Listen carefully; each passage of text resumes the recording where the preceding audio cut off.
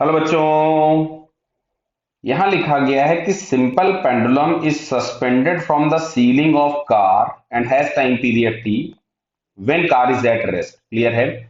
तो कार अगर रेस्ट पे है तो इसका जो टाइम पीरियड होगा टी वो हम लोग लिखेंगे 2 पाई रूट ऑफ L/G। क्यों? क्योंकि लगने वाला एक्सेलरेशन केवल ग्रेविटेशनल एक्सेलरेशन होगा, बाकी कोई इफेक्ट किसी का नहीं होगा। क्लियर? आगे देखते हैं।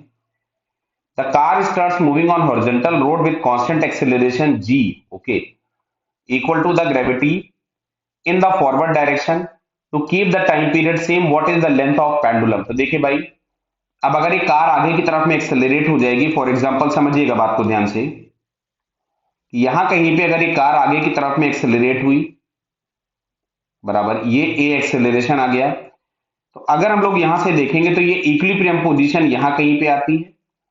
नीचे की तरफ में आपके पास लग रहा होगा mg, और यहाँ पीछे की तरफ में आ जाएगा pseudo force with respect to car. क्यों? क्योंकि इसका motion SHM with respect to car ही होगा। तो यहां कहीं पे जो नेट फोर्स आता है m into under root of A square plus G square. तो यहां से अगर हम इसको ए इफेक्टिव के नाम पे देखें तो ये हमारे पास आ जाता है ए इफेक्टिव। तो जो ए इफेक्टिव आ रहा है वो आ रहा है root of A square plus G square, और इस क्वेश्चन में एक्सेलरेशन दिया था जी के बराबर। ये देखिए लिखा है एक्सेलरेशन इज इक्वल टू जी। तो यहाँ पे जो इफेक्टिव एक्सेलरेशन हो गया वो जी√2 हो गया। तो नया टाइम पीरियड हमारे पास 2 pi root of L dash upon जी√2 होगा। समझिए क्यों नया टाइम पीरियड टी क्यों लिखा? क्योंकि उसने बोला हुआ है कि what is the length of pendulum for the same time period, for the time period same. तो अब जरा हम इन दोनों को इक्वेट कर दें। तो अगर हमने इन दोनों को इक्वेट किया तो यहां से मिलेगा T is equal to 2 pi root of L/G is equal to 2 pi root of L upon जी√2। क्लियर? इसको मैंने कुछ L1 लिखा था। तो 2 पाई से 2 पाई कैंसिल हो गया, इससे कैंसिल हो गया। अगर हम दोनों तरफ में रूट ले लें तो ये आता है L1/√2। मतलब जो नया वाला लेंथ है वो अंडर रूट 2 टाइम्स L हो जाना चाहिए। मतलब जो नई लेंथ है वो √2 टाइम्स पुरानी लेंथ हो जानी चाहिए। अब सुनो, ऑप्शन चेक करते हैं। तो ऑप्शन में ऐसा अगर लिखा गया है कि नई न्यू लेंथ बिकम्स, या new length is increased to, अब देखिए यहाँ पे हर जगह पे वर्ड यूज किया हुआ है बाई।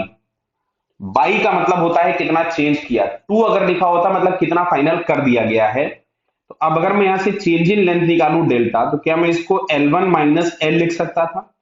तो L1 हम लोगों के पास था L√2 माइनस एल, तो यहां से L अगर हमने कॉमन निकाला तो इट इज √2 माइनस 1। क्लियर है? तो √2 माइनस 1 यानी length is increase by this much of factor √2 minus 1। Clear है? तो अब ऑप्शन पढ़ते हैं जरा हम लोग। It will be increase by this one √2 नहीं, इंक्रीज बाई √2 माइनस 1 है। ठीक है, ये आंसर हम लोगों के पास सही है। मतलब इसका बी ऑप्शन हम लोगों को क्या दिख रहा है? करेक्ट दिख रहा है बी ऑप्शन। क्लियर है? इंक्रीज डी होगा। अच्छा, मैं डी ऑप्शन में कंफ्यूज हो रहा था, दोनों वर्ड से यहाँ डिक्रीज लिखा हुआ है, यहाँ पे इंक्रीज है। तो यहाँ पे हमको दिख रहा है कि जो फाइनल लेंथ है वो इनिशियल वाले से बड़ी है, that means it is increased. So B answer हम लोगों को यहाँ पे करेक्ट दिखेगा। ओके बेटा, ऑल द बेस्ट।